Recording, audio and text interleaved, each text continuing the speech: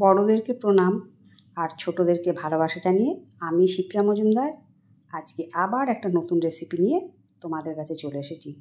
আশা করি রেসিপিটা তোমাদের ভীষণ ভালো লাগবে। তাহলে দেখতে শুরু করো এখন থেকে। আজকে আমি তোমাদেরকে কি দেখাতে চলেছি। আজকে আমি সম্পূর্ণ নিরামিষ একটা রেসিপি তৈরি করে দেখাবো।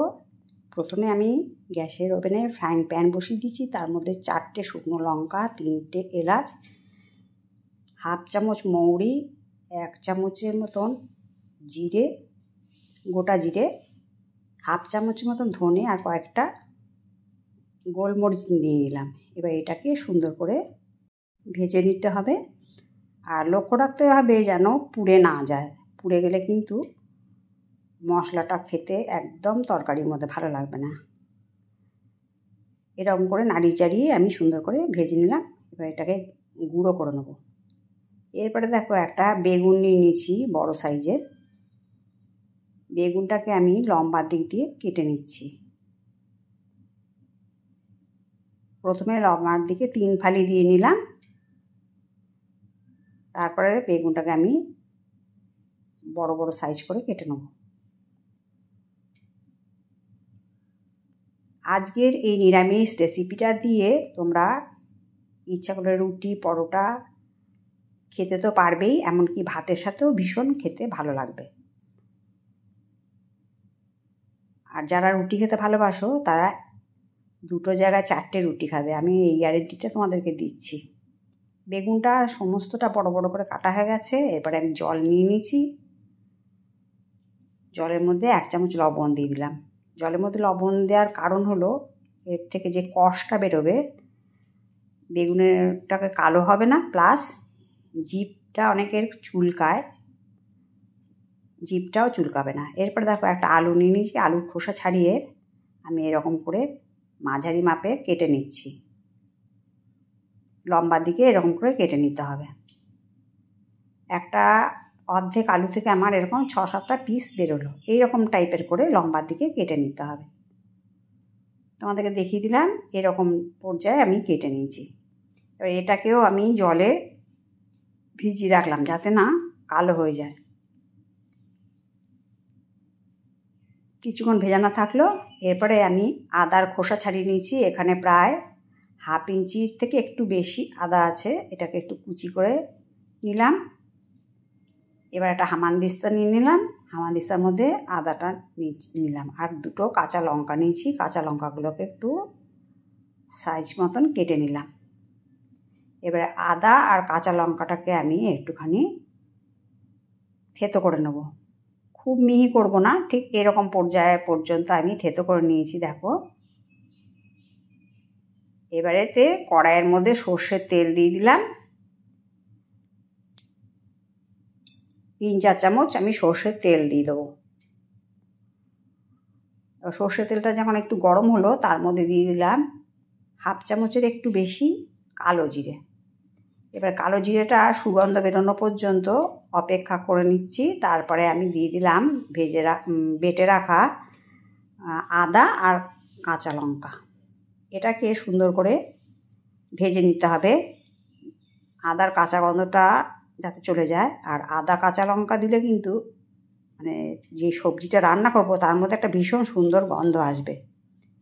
এরপরে আদা কাঁচা লঙ্কা ভেজে নেওয়ার পরে আমি কেটে রাখা আলুগুলোকে দিয়ে দিলাম। এবার একটু ভালো করে উলট পালট করে নেব।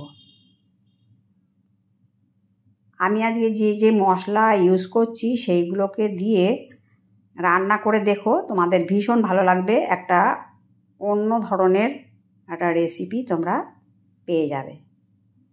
এত সুন্দর নিরামিষ রেসিপি রুটি, পরোটা সমস্ত কিছুর সাথে ভীষণ মানায়। এরপরে আলুটা যখন অর্ধেক ভাজা হলো তারপরে আমি দিয়ে দিলাম বেগুনগুলো।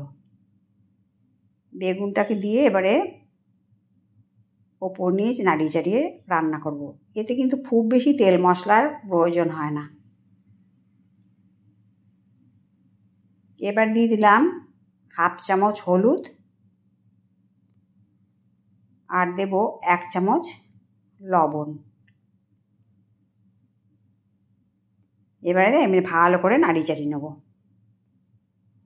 বন্ধুরা, তোমরা যদি বেগুনের মধ্যে লবণ দিয়ে মাখিয়ে রাখো, ভিজিয়ে রাখো, তোমরা লক্ষ্য করো এটা দিয়ে কিন্তু একটুও জিভ কুটকুট করবে না, বা অনেকের বেগুন খেলে অ্যালার্জি আসে, সেই অ্যালার্জিও হবে না। দেখো অনেকটাই মজে এসছে। এরপরে আমি একটা ঢাকনা চাপা দিয়ে রাখলাম। এই রান্নাটা আমি ঢাকনা চাপা দিয়ে দিয়েই রান্না করব। অনেকটাই নরম হয়ে গেছে।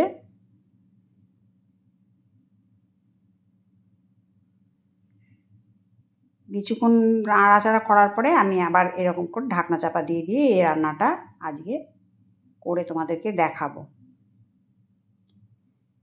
সবজিটা হতে থাক, আর এই দিকে আমি একটা মাঝারি সাইজের টমেটো নিয়ে নিয়েছি। টমেটোটা একটু পাকা হলে ভালো হয়। টমেটোটাকে 2 ভাগ করে নিয়ে তারপরে লম্বা দিকে 4 ভাগ করে নিলাম, এক একটা অর্ধেক ভাগকে।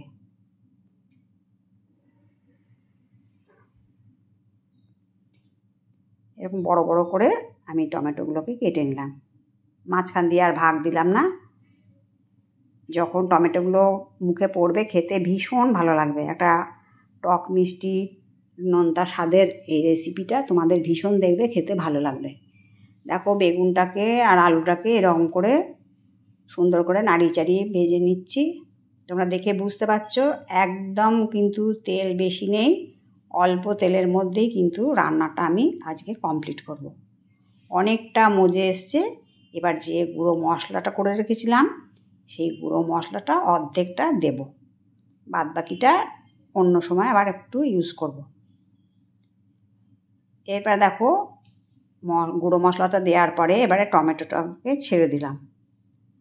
এবার আবার ভালো করে হালকাভাবে নাড়িয়ে চাড়িয়ে নেবো, কেননা বেগুনটা তো অনেকটাই হয়ে এসছে, যাতে বেগুনটা গলে না যায় সেই দিকটাও লক্ষ্য রাখতে হবে। আলুও সেদ্ধ হয়ে গেছে। এইভাবে নাড়িয়ে চাড়িয়ে সুন্দর করে রান্না করব। আর আবার ঢাকনাটা দিয়ে দিলাম। টমেটোটা একটু নরম হওয়া পর্যন্ত ঢাকনা চাপা দিয়ে দিয়ে রান্নাটা করতে হবে।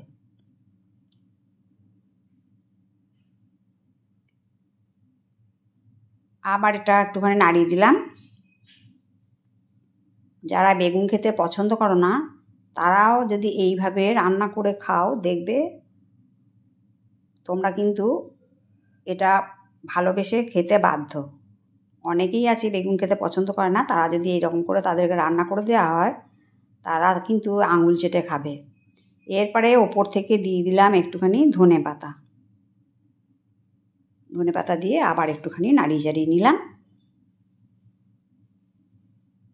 বন্ধুরা, আজকের রেসিপিটা তোমাদের কেমন লাগলো জানাবে। যদি ভালো লাগে লাইক, শেয়ার, কমেন্ট আর সাবস্ক্রাইব করে আমার চ্যানেলের পাশে থাকবে। আর যদি কোনো নতুন বন্ধু এসে থাকো তাহলে অবশ্যই বেল বাটনটা অন করে দিও। আমি তারপরে ওপর থেকে একটু ধনেপাতা দিয়ে দিয়েছি আর একটুখানি চিনি দিয়ে দিলাম। চিনিটা দিলাম স্বাদটাকে ব্যালেন্স করার জন্যে। আর সবজিগুলো তো খুব সুন্দর তাড়াতাড়ি করে সেদ্ধ হয়ে যায়, একটু চিনি পড়লেই খুব সুন্দর গলে যায়। দেখো তোমরা দেখে বুঝতে পারছো আলু, বেগুন সমস্ত কিছু কিন্তু নরম হয়ে গেছে। এরপরে আর কিছুক্ষণ নাড়িয়ে চাড়িয়ে এটাকে রান্না করে নিলেই কিন্তু রান্নাটা তোমাদেরকে কমপ্লিট দেখাতে পারবো। তোমাদেরকে দেখাচ্ছি, দেখো কত সুন্দর দেখতে লাগছে।